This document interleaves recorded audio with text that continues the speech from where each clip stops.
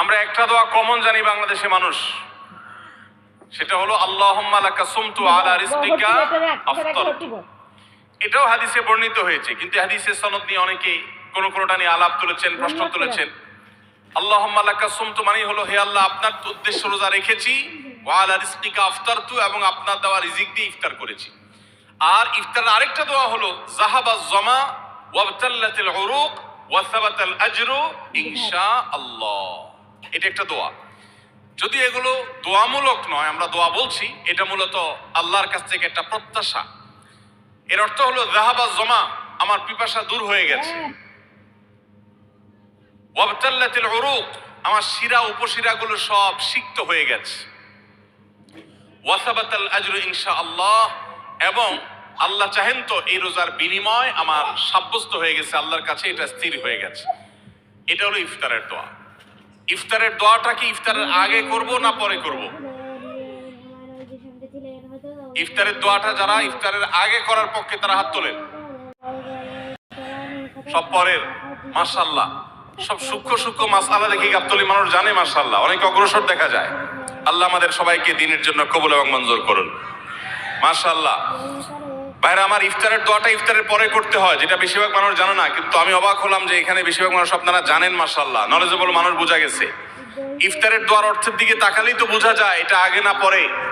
দোয়ার অর্থের মধ্যে তাকালে আমরা দেখতে পাচ্ছি যে আল্লাহ শিরা উপশিরা সিক্ত হয়ে গেছে, পিপাসা দূর হয়ে গেছে, এগুলো তো ইফতারের পরেই হয়। অবশ্য আমি অর্থ আগে বলে দিছি, সেটা দেখে হয়তো আপনারা অনেকে বুঝে ফেলছেন, মাশাআল্লাহ। তো যাই হোক, ইফতারের শুরুতে বিসমিল্লাহ বলে ইফতার করব, আর শেষে এই দোয়া পড়বো। আল্লাহ আমাদেরকে আমলের তৌফিক দান করুন। ইফতারে আপনি অন্য যা খান না খান, খেজুর দিয়ে খাবেন। নবী সাল্লাল্লাহু আলাইহি সাল্লাম আধা পাকা আধা খেজুর দিয়ে ইফতার করতেন, যেটাকে রোতাব বলা হয়। আর যদি সেটা না পাওয়া যেত, সাধারণ যে কোনো খেজুর, সেটাও না পাওয়া গেলে একটু পানি খেয়ে তারপর তিনি ইফতার করতেন। আমরা ইফতারে খেজুর খেতে হয় সুন্নাহ, এটা আমরা জানি, কিন্তু যেটা জানি না সেটা হলো সাহরিতে খেজুর খাওয়া। ভোর রাতে সাহরিতে খেজুর খাওয়া সুন্নত, এটা আগে কে জানতেন? হাত তোলেন। আগে জানতেন, মাশাআল্লাহ, হাত নামান। গত বছর রমজানে সাহরিতে ভাত তরকারি যাই খাইছেন না খাইছেন, একটা হলো খেজুর খাইছেন, কারা হাত তোলেন? মাশাআল্লাহ। এদিকে সব আমল করা মানুষ, মাশাআল্লাহ। তাহলে তার ওয়াজ টোয়াজের কোনো দরকার নাই। এত নলেজেবল মানুষ, এত আমলদার মানুষ যদি এলাকায় থাকে, তাহলে ওয়াজের দরকারটা কি? আল্লাহ আমাদের সবাইকে আমলের তৌফিক দান করুন। ভাইরা আমার, ইফতারে খেজুর খাওয়া যেমন সুন্নাত, সাহরিতেও খেজুর খাওয়া সুন্নাত, কিন্তু খেজুর খাওয়া কোনো ফরজ ওয়াজিব না। খেজুরের দাম বেশি হয়ে গেছে, আপনি কিনতে অপারগ। যদি একটা খেজুরও পুরো রমজানে না খান, আপনার রোজার কোনো অসুবিধা হবে। তবে নবী সাল্লাল্লাহু আলাইহি সাল্লাম যেহেতু ইফতার এবং সাহরিতে খেজুর খেতেন, আর খেজুরে প্রচুর পরিমাণ সুগার আছে, উপকারী, যেটা মানুষের স্বাস্থ্যের জন্য উপকারী, প্রচুর পরিমাণ এনার্জি আছে, খাদ্য শক্তি আছে, সারাদিন রোজা রেখে আমাদের যে সুগারের ঘাটতি হয় সেটা পূরণ করার জন্য সহায়ক হয়। এই জন্য সাহরি এবং ইফতারে খেজুর খাওয়া এমনিতেও উপকারী। আর নবী সাল্লাল্লাহু আলাইহি সাল্লামের সুন্নাত, তিনি বলেছেন, নি'মা সাহুরুল মুমিনি আত-তামার, ইমানদারের সাহরির আইটেমের মধ্যে সবচেয়ে বেস্ট, উত্তম হলো খেজুর। এজন্য অন্য যাই খান না খান, একটু হলো, এক পিস হলো খেজুর খাবেন, ইনশাআল্লাহ সুন্নাত আদায় করার নিয়তে খেলে এই খেজুর সুন্নাতটা আদায় হয়ে যাবে। আল্লাহ তাআলা তা চাহেন। তো রোজা রেখেছেন কিন্তু ইফতার করেন নাই, রোজা হয়ে যাবে কিন্তু সুন্নাত আদায় হবে না। এজন্য ইফতার করা একটা সুন্নাত। আল্লাহ তাআলা আরহামুর রাহিমিন, এমন একটা মাস রমজান মাস, সারা বছর কিন্তু আমরা নাস্তা করি। সারা বছর যেটা নাস্তা করি, রমজানে সে নাস্তাই করি। পার্থক্য হলো সারা বছর নাস্তা করি সকালে, রমজানে নাস্তা করি সন্ধ্যায়। মানুষ দীর্ঘ সময় না খেয়ে থাকার পরে যে খাবার খায় সেটাকেই ব্রেকফাস্ট বলে, সেটাকেই নাস্তা বলে। আরবিতে যে ইফতার বলা হয়, এই ইফতার শব্দের অর্থ কিন্তু নাস্তা। ইফতার শব্দের অর্থ কি? নাস্তা। সারা বছর নাস্তা খেলে কোনো সওয়াব হবে, কিন্তু রমজান মাসে আপনি যদি সারাদিন উপবাস থাকার পর সন্ধ্যায় ব্রেকফাস্ট করেন, অর্থাৎ ইফতার করেন, তাহলে আল্লাহ তাআলা আপনাকে সুন্নাত পালন করার সওয়াব দিবেন। এই জন্য ভাই, ইফতার করা একটা সুন্নাত। 7 নম্বর, ইফতার আবার তাড়াতাড়ি করা আরেকটা সুন্নাত। এটা 7 নম্বর আমল, ইফতারটা একটু তাড়াতাড়ি করা। তাড়াতাড়ি করা মানে কি? সূর্য ডুবার 2-4 মিনিট আগে। কি বলেন? তাহলে তাড়াতাড়ি কেমনে হলো? তাড়াতাড়ি মানে হলো সূর্য ডুবার সাথে সাথে করা, বিলম্ব বা দেরি না করা। নবী করিম সাল্লাল্লাহু আলাইহি ওয়াসাল্লামের এই হাদিস আবারও আমরা স্মরণ করি। তিনি বলেছেন, লা ইয়াজালুন নাসু বিখাইরিন মা আজ্জালুল ফুতুর ওয়া আখারুস সুহুর। এই মানুষ, এই উম্মত ততদিন কল্যাণের উপরে প্রতিষ্ঠিত থাকবে যতদিন তারা ইফতার তাড়াতাড়ি করবে আর সাহরি দেরিতে করবে। ইফতার তাড়াতাড়ি করা এর মানে হলো সূর্য ডুবছে আর দেরি করবেন না।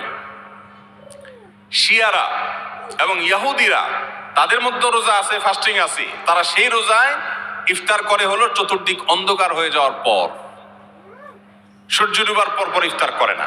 তো এই জন্য নবী সাল্লাল্লাহু আলাইহি সাল্লামের আদর্শ হলো তার বিপরীত, অর্থাৎ সূর্য ডুবার পর পর ইফতার করে ফেলা, অতিরিক্ত বিলম্ব না করা। আল্লাহ আমাদেরকে আমলের তৌফিক দান। এইটা হলো রমজান মাসের দ্বিতীয় সর্বোচ্চ গুরুত্বপূর্ণ আমল।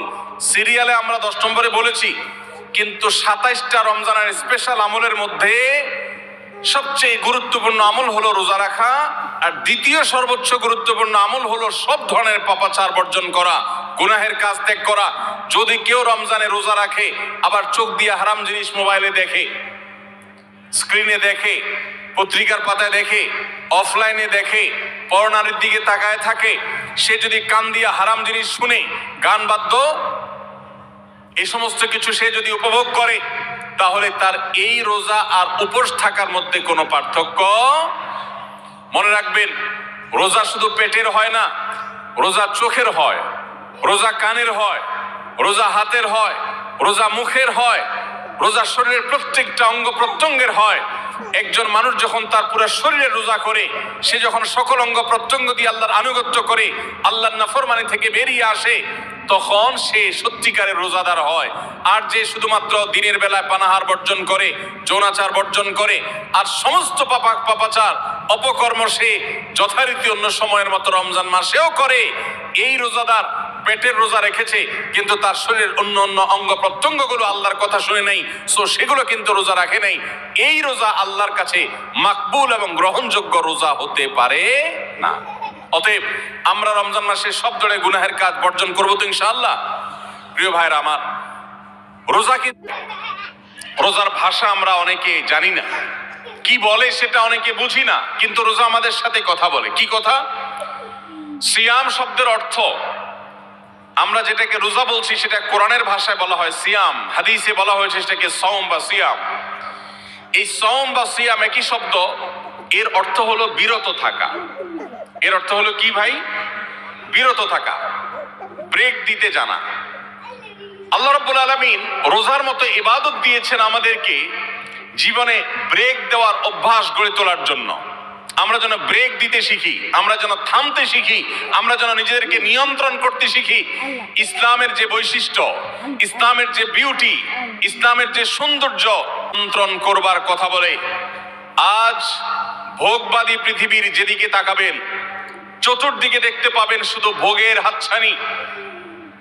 দুনিয়াটা মস্ত বড়, খাও দাও আর ফুর্তি করো, শুধুমাত্র ফুর্তি, ফুর্তি এবং ফুর্তি, ভোগ এবং ভোগ এবং ভোগ। গোটা পৃথিবী আপনাকে ভোগের কথা বলবে, ত্যাগের কথা বলবে না।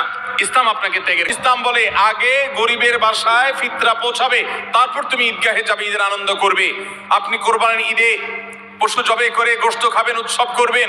ইসলাম বলে ভালো কথা, তুমি উৎসব করবে, তোমাকে উৎসব করতেই দেওয়া হয়েছে, কিন্তু আগে গরিবের বাসায়ও গোশত পাঠাবে ঈদের, সেটা নিশ্চিত করবে, তার পাশাপাশি তুমি ঈদ উদযাপন করবে। আমরা যে রমজানের রোজা রাখি, এই রোজা আমাদেরকে বিরত থাকার কথা বলে। সেই বিরত থাকাটা কি? সেটা হলো আমরা যখন রোজা রাখি আমাদের পিপাসা হয়, আমাদের ক্ষুধা লাগে, পিপাসা হয়, আবার হাতের সামনে হয়তো পানিও আছে। আমার ক্ষুধা লাগে, হাতের সামনে হয়তো খাবারও আছে, কেউ দেখছেও না, সিসি ক্যামেরাও নেই, বদ্ধ রুমে কক্ষের মধ্যে, কিন্তু আমি রোজাদার। কোন রোজাদার রোজার মধ্যে খায়, পান করে? কেন? কারণ সে জানে আল্লাহ নিষেধ করেছেন। আমরা যখন ইফতার সামনে নিয়ে বসে থাকি সন্ধ্যাবেলায়, ভাইরা আমার, সারা বছর নাস্তা তো আল্লাহ তাআলা কম হোক বেশি হোক সবাইকে করার তৌফিক দেন। আমরা সবাই তো কম বেশি নাস্তা করি সারা বছর। আপনি যদি বুফে গিয়ে 100 আইটেমের নাস্তা দিয়েও আপনি খাবার গ্রহণ করেন, সকালের ব্রেকফাস্ট আপনি খান, ইফতারের সময় মাত্র 2-4টা আইটেম নিয়ে বসে থেকে আজানের জন্য, সূর্য ডোবার জন্য যে অপেক্ষা করেন, ওই অপেক্ষার সময় যে অবর্ণনীয় স্বাদ আর তৃপ্তি পাওয়া যায়, পৃথিবীর সমস্ত খাদ্য গ্রহণের মধ্যেও এই তৃপ্তি বা স্বাদ নাই। নবী সাল্লাল্লাহু আলাইহি ওয়াসাল্লাম সেজন্য বলেছেন, লিসসাইমি ফারহাতান, রোজাদার ব্যক্তিকে দুটি আনন্দ দেওয়া হয়, ফারহাতুন ইনদা ফিতরি ওয়া ফারহাতুন ইনদা লিকাই রাব্বি। একটা আনন্দ হলো ইফতারের সময়, অবর্ণনীয়, ভাষায় প্রকাশ করবার অযোগ্য। কি ভালো লাগে কাজ করে ইফতারের জন্য আমরা বসে আছি, খাবার সামনে আছে রকমারি, শীতল শরবত সামনে আছে, রকমারি খাবারের পসরা সাজানো আছে টেবিলে, দস্তরখানে, এদিকে পেটে ক্ষুধাও আছে, কিন্তু আমরা মিনিট গুনছি, আমরা সময় দেখছি, ঘড়ির দিকে তাকিয়ে আছি সূর্য কখন ডুববে। সূর্য ডুবেছে আর সাথে সাথে আমরা ইফতার করছি। এই যে আল্লাহর নির্দেশের অপেক্ষা, ইসলাম রোজার মাধ্যমে আমাদেরকে সেই শিক্ষাটা দিতে চায়। রোজা আমাদের সাথে সেই কথা বলে যে দেখো, তুমি জীবনে বিরত থাকতে শিখো, গোটা পৃথিবী তোমাকে ভোগ শিখাবে, ইসলাম তোমাকে ত্যাগ শিখাবে, ইসলাম তোমাকে কন্ট্রোল করা শিখাবে।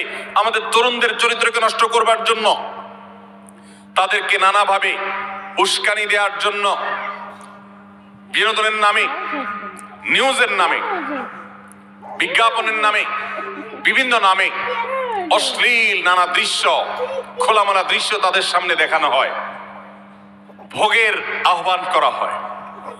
ইসলাম বলে, হে মুসলিম তরুণ, তোমার চোখের এরিয়ার মধ্যে কোনো পরনারী, কোন সুন্দরী নারী পড়ে গেছে, তুমি আঁচ করতে পেরেছ, সাথে সাথে তোমার দৃষ্টিকে তুমি নিয়ন্ত্রণ করো, অবনত করো। কুল্লিল মুমিনিনা ইয়াগুদ্দু মিন আবসারিহিম ওয়া ইয়াহফাযু ফুরুজাহুম। আল্লাহ বলেছেন, হে রাসূল বলে দিন ইমানদার পুরুষদেরকে তারা যেন তাদের চোখগুলোকে নামিয়ে রাখে, তাদের সম্ভ্রমকে তারা সংরক্ষণ করে। মনে রাখবেন, যা খুশি তা করতে পারা এটা যোগ্যতা নয়। নিজেকে নিয়ন্ত্রণ করলাম, যা খুশি তা করব না, এর নাম হলো যোগ্যতা। ডায়রিয়ার রোগী ডাইরেক্ট হয়ে যায়, যা খুশি যে করে, নিজের মন যেদিকে তাকে নাচায় সেদিকে নাচে, এই লোকটা অসুস্থ মানুষের মতো। আর মুসলিম যুবক, মুসলমান মানুষ, নারী পুরুষ, সে নিজেকে নিয়ন্ত্রণ করে। আল্লাহ এটা হারাম করেছেন, আমার মন চায়, চাইলেই আমি সেটা নিতে পারি, কিন্তু আমি নেব না। আমি একটা জিনিস ধরতে পারি, আল্লাহ হারাম করেছেন, সেজন্য আমি ধরবো না। এই শিক্ষাটা রমজান আমাদেরকে দেয়। অতএব রমজানের সবচেয়ে গুরুত্বপূর্ণ আমল হলো এই 10 নম্বর আমল, সেটা হলো পাপাচার বর্জন করা। নবী সাল্লাল্লাহু আলাইহি ওয়াসাল্লাম বলেছেন, যে ব্যক্তি রমজানে রোজা রাখলো আর পাপাচার বর্জন করলো না, তাহলে এই রোজা রাখার উপোস থাকার ভিতরে কোনো পার্থক্য নাই। আল্লাহ আমাদের সবাইকে রমজান মাসে রোজা থেকে সকল হারাম, সকল নাজায়েজ কাজ, সকল গুনাহের কাজ ছাড়ার তৌফিক দান করুন, বলুন আমিন।